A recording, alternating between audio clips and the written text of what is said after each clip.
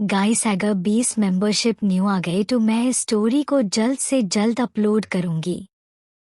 जो मेंबर्स नहीं ले रहे हैं कम से कम वो लाइक शेयर और कमेंट तो करे, वरना मुझसे ये स्टोरी लिखा नहीं जाएगा।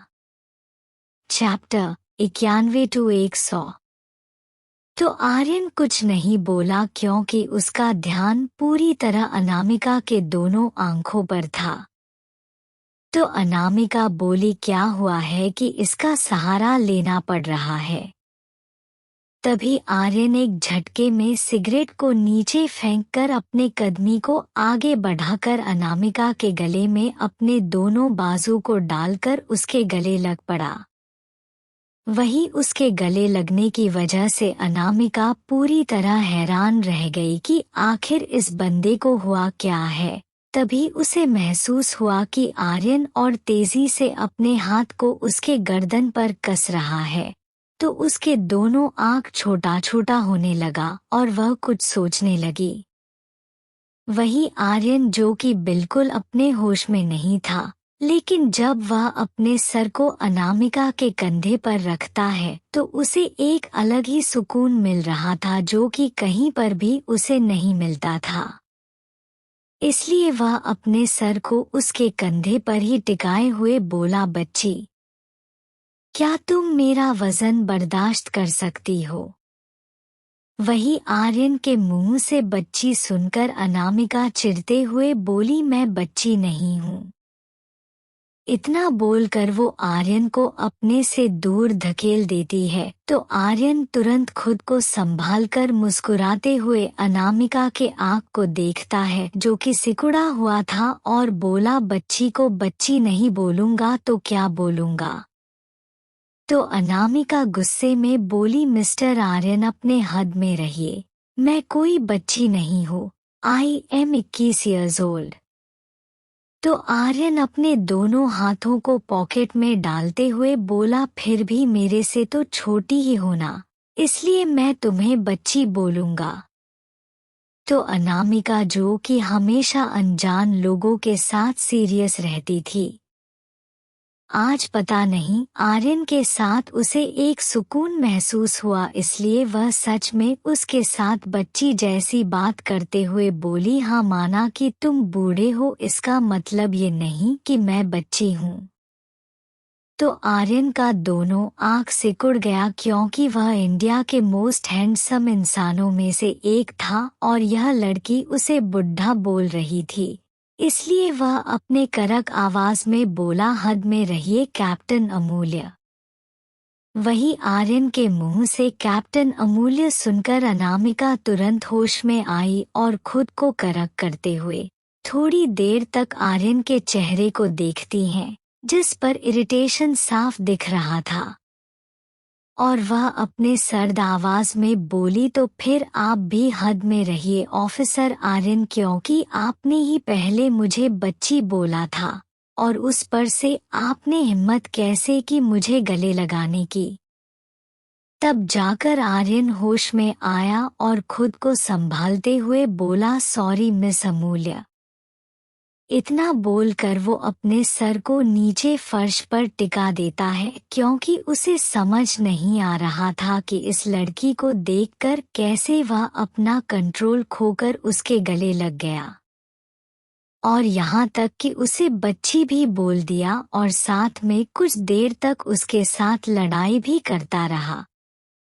वहीं अगर अभी किसी ने भी आर्यन को इस तरह अपने सर को नीचे फर्श पर टिकाए हुए देखता तो वो सदमे में ही चल जाता, क्योंकि आर्यन सिंघानिया कभी भी अपना गलती स्वीकार नहीं करता था, चाहे वह कितना बड़ा भी गलती कर दे। लेकिन आज वह एक लड़की जो कि उम्र में उससे काफी छोटी थी, उसके सामने ऑफिसर आर्यन अपने सर को बच्चों की तरह झुकाया हुआ था। वही जब अनामिका आर्यन के सर को नीचे फर्श पर टिकाए देखती है तो उसे बिल्कुल अच्छा नहीं लगा और उसके दोनों हाथों की मुठ्ठियां कस गया और वह तुरंत उससे नजर फेर कर अपने कदम को दूसरी तरफ बढ़ाने लगी। लेकिन उसने आर्यन को कुछ नहीं बोला क्योंकि उसे समझ नहीं आ रहा था कि वह आर्यन से क्या बोले, और उस पर से आर्यन एक ऑफिसर था जिससे उनका सिर्फ एक प्रोफेशनल रिश्ता था, और अनामिका कभी भी अपने प्रोफेशनल रिश्तों के बीच में अपने इमोशंस को नहीं लाती थी। इसलिए वह यहाँ पर भी आर्यन को कुछ नहीं बोली बल्कि दूसरी तरफ चली दी। वही आर्यन को जब महसूस हुआ कि अमूल्य यहाँ से चली गई है तो वह अपने सर को उठाकर उस दिशा में देखता है जहाँ से अमूल्य गई, और तुरंत अपने हाथ को मुट्ठी बांधकर एक पिलर पर मारते हुए बोला, हु इज शी? आखिर उसे देखकर ऐसा क्यों लगा जैसा वो मेरी अपनी है? तभी पीछे से वायु, जो कि अभी अभी वहां पर आया था, वह बोला, क्या बात है मिस्टर सिंघानिया को भी गुस्सा आता है? तो आर्यन तुरंत पीछे मुड़कर वायु को गुस्से में घूरता है तो वायु अपने कंधे को उचकाते हुए बोला, खैर ये सब छोड़ो, कल राखी है और मेरी बहन मेरे पास है। अब तुम अपना देख लो क्योंकि तुम्हारे पास तो कोई भी बहन नहीं है। तो आर्यन गुस्से में बोला, माना कि तुम्हारे पास विनी है, लेकिन क्या तुम श्रेया से राखी नहीं बंधवाओगे? क्या श्रेया तुम्हारी बहन नहीं है? तो वायु चुप हो गया क्योंकि उसने सच में कभी भी श्रेया और विनी में कोई फर्क नहीं किया था, क्योंकि उसके और शिवांश के लिए विनी और श्रेया दोनों ही एक जैसी थी। वही उसे चुप होता देख आर्यन के चेहरे पर एक सार्कास्टिक स्माइल आ गया और बोला, मैंने सुना है कि तुम्हारे फैमिली वाले भी सिंघानिया मेंशन आ रहे हैं, तो तुम्हें भी वहीं पर आना होगा। तो वायु हैरान होते हुए बोला, क्या मतलब है? तो आर्यन अपने कंधे को ऊपर उठाते हुए बोला, तुम्हारे दादा और दादी ने कहा है कि इस बार का रक्षाबंधन वो सिंघानिया मेंशन में ही सेलिब्रेट करेंगे, इसलिए तुम्हारी पूरी की पूरी फैमिली सिंघानिया मेंशन ही आएंगे। तो वायु अपने में ही खोया हुआ बोला, लेकिन इसके बारे में मुझे क्यों नहीं पता? वायु ने यह बात भले ही धीरे बोला था, लेकिन आर्यन को उसकी आवाज सुनाई दे दिया, इसलिए वह हंसते हुए बोला, क्योंकि उन्हें तो अभी भी यह नहीं पता कि उनका छोटा पोता वायु राजावत इंडिया आ चुका है। तब जाकर वायु को ध्यान आता है कि उसने अभी तक अपने फैमिली वाले को नहीं बताया है कि वह इंडिया आ चुका है और रक्षाबंधन में अपने घर पर होगा। तभी आर्यन पीछे की ओर घूमा और वहां से अपने कमरे की ओर जाने लगा। तो वायु पीछे से बोला, क्या तुमने अपनी खोई हुई बहन का चेहरा देखा? तो आर्यन के कदम ठहर गए और वह वायु की तरफ देखते हुए बोला, नहीं देखा, क्योंकि आदित्य ने अभी तक मेरी छोटी सिस्टर अनामिका का फोटो नहीं भेजा है। तो वायु हंसते हुए बोला, क्या दिन आ गया है कि आर्यन सिंघानिया के बात को उसके भाई टाल रहे हैं। तो आर्यन गुस्से में बोला, आदित्य ने फोटो मुझे जानबूझकर नहीं भेजा, बल्कि उसने मुझे कहा है कि मेरी छोटी सिस्टर नहीं चाहती कि मैं उसके पास फोटो भेजूं। तो वायु सीरियस होते हुए बोला, लेकिन तुम्हारी लिटिल सिस्टर क्यों नहीं चाहती कि तुम उसके फोटो को देखो? तो आर्यन अपने 2 उंगली से माथे को सहलाते हुए बोला, शायद उसे लग रहा है कि मुझे उसके आने की खुशी नहीं है, क्योंकि मैं उससे अब तक मिलने के लिए नहीं गया हूँ। तो वायु मजाकिया अंदाज में बोला, वैसे तुम्हारी लिटिल सिस्टर ने कुछ गलत नहीं सोचा है। तुम्हें देखकर बिल्कुल वैसा ही लगता है कि तुम्हें अपने फैमिली वाले से कोई फर्क नहीं पड़ता है, तुम्हें तो सिर्फ अपने मिशन का ही पड़ा पड़ता है।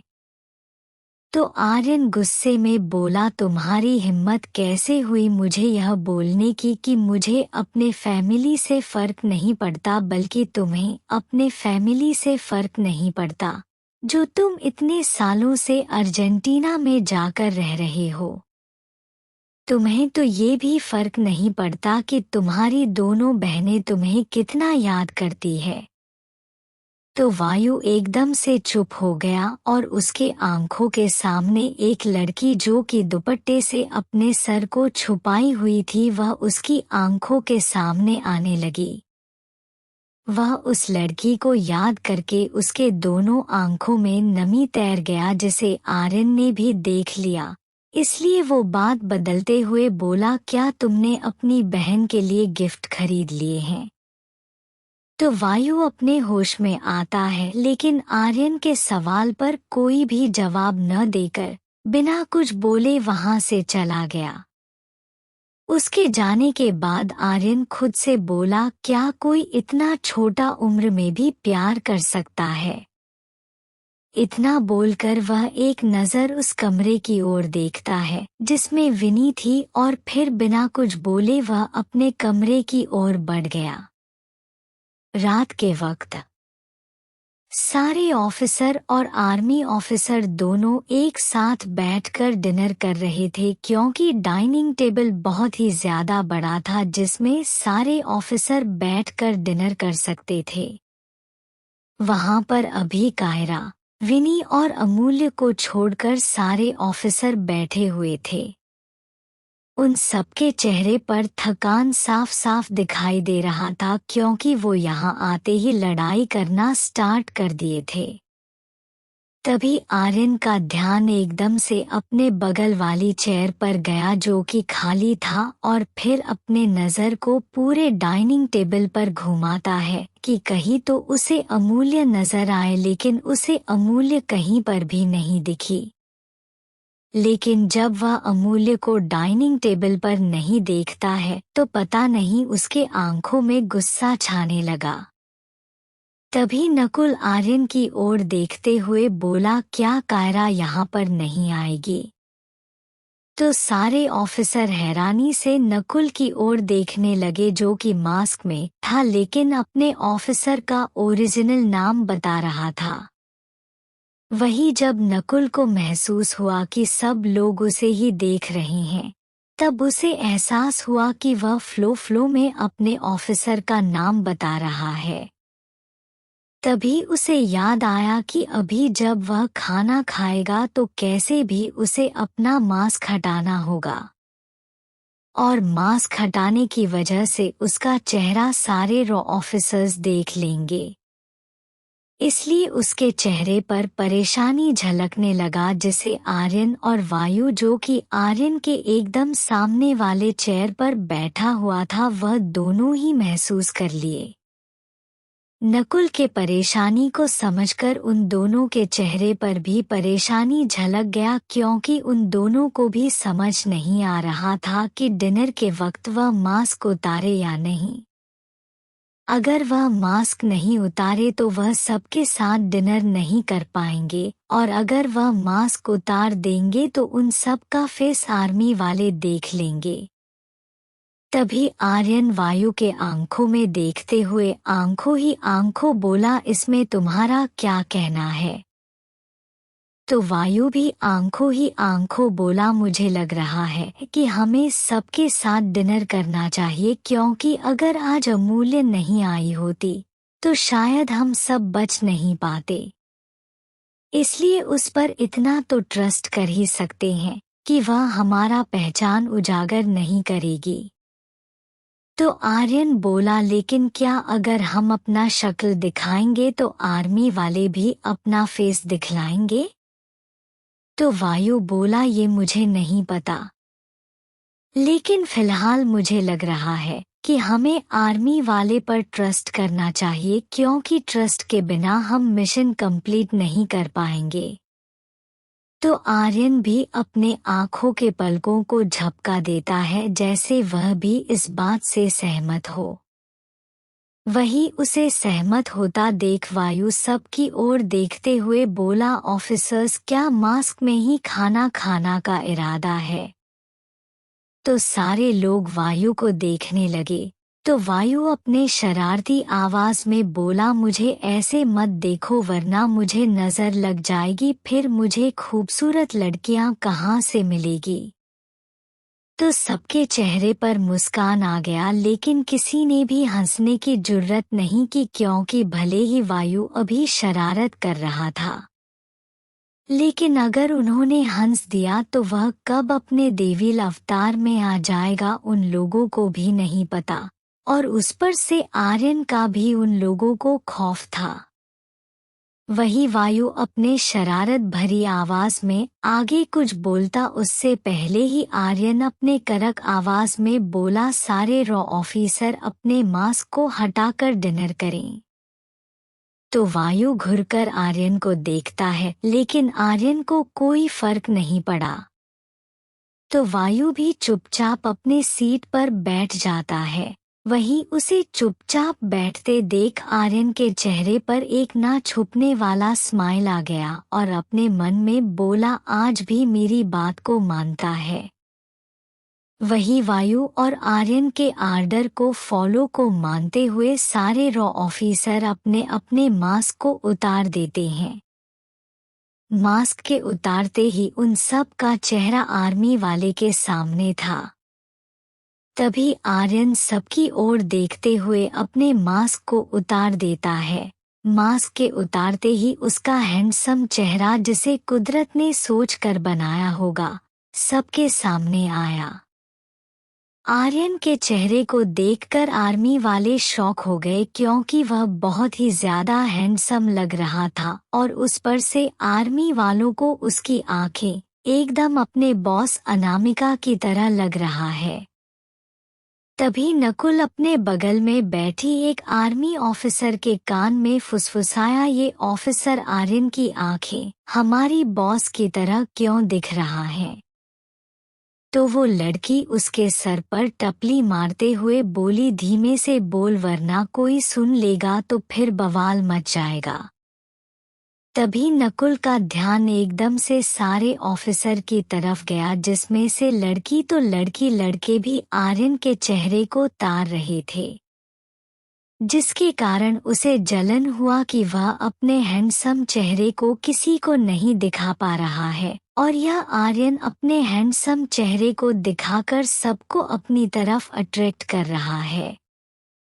इसलिए वह वायु की तरफ देखते हुए बोला, मिस्टर नॉटी, क्या आप अपने हैंडसम चेहरे को नहीं दिखलाएंगे।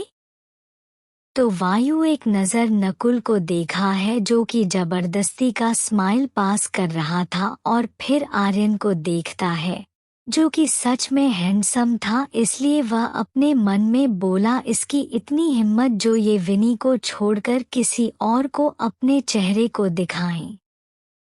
वही जब आर्यन वायु का मन के बात को सुनता तो पागल हो जाता है कि क्या वह अपने चेहरे को हमेशा सबसे छुपा कर रखें, ताकि उसके चेहरे को सिर्फ और सिर्फ इस वायु की बहन विनी ही देख पाए।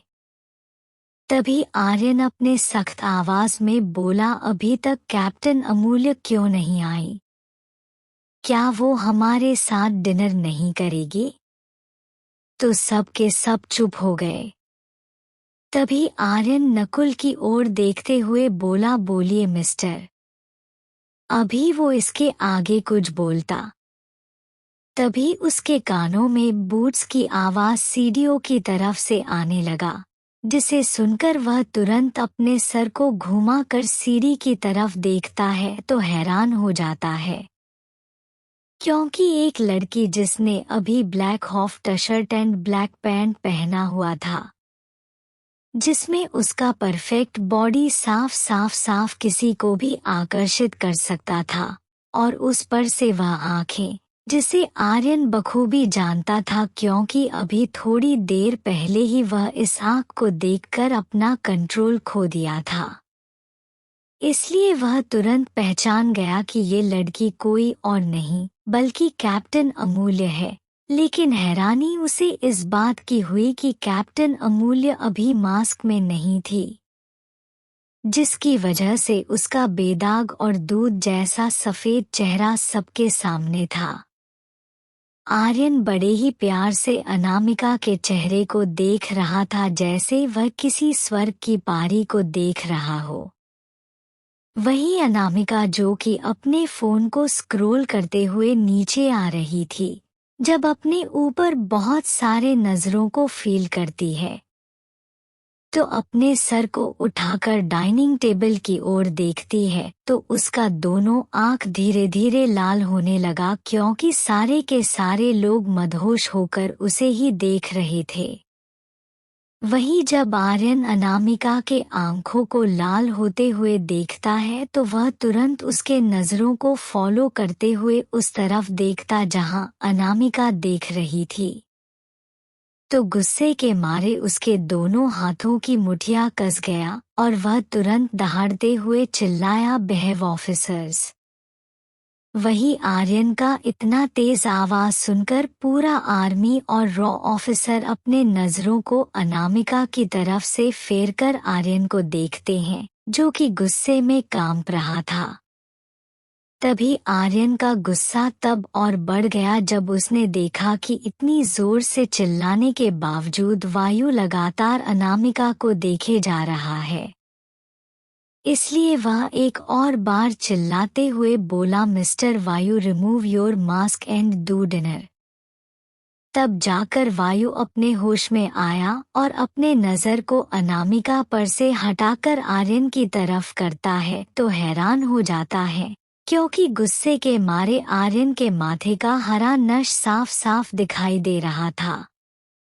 तो उसे समझ नहीं आया कि आर्यन इतनी ज्यादा गुस्सा में क्यों है, क्योंकि उसने आर्यन को तो अभी विनी से मिलने के लिए भी मना नहीं किया था। अभी आर्यन गुस्से में आगे कुछ बोलता उससे पहले ही अमूल्य वहां पर आकर खड़ी हो गई, जिसके कारण आर्यन का गुस्सा धीरे धीरे कम पड़ने लगा। वही जब अनामिका आर्यन के चेहरे को देखती हैं तो वो खुद से बोलती हैं, अच्छा दिखता है विनी के लिए। इसका शक्ल तो ठीक ठाक ही है, अब अक्ल देखना बाकी है। वही जब आर्यन अपने चेहरे पर अनामिका के नज़र को महसूस करता है तो उसके दोनों गाल लाल पड़ने लगे। लेकिन अगर बेचारे आर्यन को पता चला कि अनामिका उसके बारे में क्या सोच रही थी तो वह सदमे में ही चला जाता। तभी आर्यन अपने नजरों को दूसरी तरफ फेरते हुए बोला, मिस अमूल्य, आप यहाँ मेरे बगल में बैठ सकती है। तो अनामिका एक नज़र डाइनिंग टेबल पर अपने नज़रों को घुमाती है तो उसे सिर्फ आर्यन के बगल वाला चेयर और वायु जो कि अभी भी अपने मास्क में था उसके बगल वाला चेयर खाली मिला। तो अमूल्य बिना कुछ बोले आर्यन के बगल वाले चेयर पर बैठ जाती है, क्योंकि आर्यन से वह थोड़ी देर पहले थोड़ा बात कर चुकी थी, लेकिन वह वायु को जानती तक नहीं थी। वही जब आर्यन अपने बगल में अमूल्य को बैठते देखता है तो उसके चेहरे पर एक लंबी स्माइल आ गया, जिसे सारे ऑफिसर देखकर हैरान हो गए, क्योंकि आर्यन बहुत कम ही मुस्कुराता है। वही वायु जब देखता है कि अमूल्य आर्यन के बगल वाली चेयर पर बैठी है तो उसके दोनों हाथों का मुट्ठियां कस गया और वह अपने गर्दन को लेफ्ट राइट मोड़ते हुए खुद से बोला, आर्यन सिंघानिया, ठीक नहीं कर रहे हो। दूर रहो मेरे स्वीट डॉल से। और अमूल्य, तुम्हें क्या जरूरत थी इस एटीट्यूड इंसान के बगल में बैठने के लिए? मेरे पास भी तो जगह खाली है, यहाँ पर भी तो आकर बैठ सकती थी तुम। तुम्हें इसकी पनिशमेंट जरूर मिलेगी। इतना बोलकर वह किसी सनकी की तरह मुस्कुराने लगा। तभी वह अपने फोन को नीचे टेबल की तरफ रखकर शिवांश भाई के नंबर पर एक मैसेज डालता है, क्या आप कंफर्म है कि वह मेरी स्वीट डॉल ही है?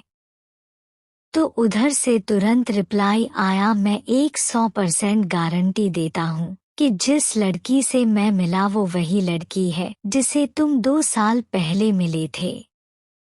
तो वायु के चेहरे पर तिरछी स्माइल आ गया और वह तुरंत रिप्लाई करते हुए बोला, अगर आप सही बोल रही हैं तो आप अपनी बेबी डॉल से मिल सकते हैं और उन्हें आप हमेशा अपने पास रख सकते हैं। लेकिन अगर आपका इन्फॉर्मेशन में थोड़ा सा भी गलती हुआ तो मैं आपकी बेबी डॉल को आपसे हमेशा के लिए दूर कर दूंगा। यह मैसेज टाइप करके वह तुरंत अपने फोन को पॉकेट में डाल देता है।